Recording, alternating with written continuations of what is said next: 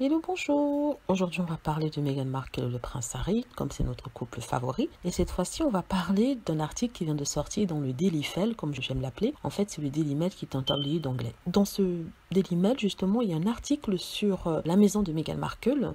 Et le titre dit « Meghan Markle dépense 400 $ par heure pour enregistrer le podcast dans une propriété avec vue sur mer » au lieu d'inviter les adolescents dans leur maison qui n'est qu'à quelques minutes de route. Donc, je remets dans le contexte. Si vous vous souvenez bien, il y a peut-être 3 semaines, un mois, Meghan Markle et le prince Harry ont fait un podcast avec un groupe de jeunes américains pour parler de la santé mentale. Le groupe s'appelait Teenage Therapy. C'était justement au moment du World Mental Health Day qu'ils s'étaient réunis, ils avaient parlé de ce problème de santé mentale. Et à l'époque, le Daily Mail avait fait un article. Dans cet article, ils affirmaient que Meghan et Harry étaient dans leur maison au moment de cette interview-là. Donc, ils affirmaient que c'était bien la maison. Ils avaient d'ailleurs pris le soin de mettre un prix sur tout ce qu'ils avaient vu sur tous ces articles-là en disant regardez ce qu'il y a dans la maison de Harry, regardez ce que ça coûte, ils vivent dans une maison de 14 millions de $.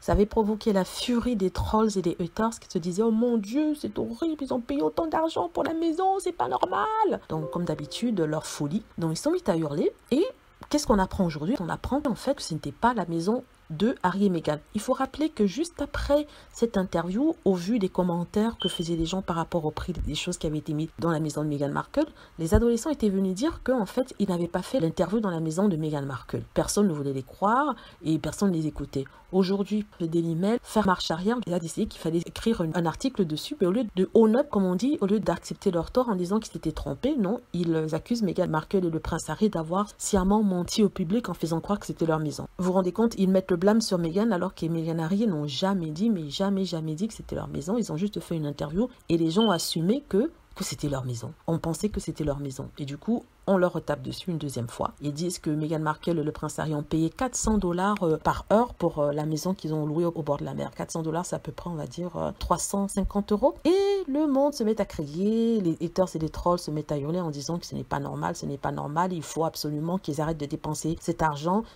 qui gaspille comme de l'eau. Même si c'est l'argent de dépenser, c'est leur argent, ils font ce qu'ils veulent avec, ça ne regarde personne d'autre. Et ça vous montre à quel point les gens sont idiots, ils croient tout ce qui est marqué dans les journaux. C'est-à-dire que si les journaux disent un truc gros comme une montagne, ben ils vont croire. S'ils disent que les anges sont descendus sur terre avec leurs ailes blanches et tout ça, ils vont le croire sans se poser de questions parce qu'ils sont tellement bêtes et tellement ignorants, souvent aussi pleins de haine, en ce qui concerne en tout cas Meghan Markle et le prince Harry. En tout cas, cette histoire m'a fait bien rigoler. Ça a montré à quel point les gens sont crédules, ça a montré à quel point le Daily Mail est complètement dans le noir à ce que Meghan et le prince Harry font. Il n'y a plus de sources, de fuite de sources du palace qui racontent des choses de leur vie aux médias. Voilà, j'espère que vous avez aimé la vidéo. N'hésitez pas à cliquer sur like si c'est le cas, à vous abonner pour plus de vidéos et à cliquer sur la petite cloche afin d'être averti lorsque je poste une nouvelle vidéo. Merci.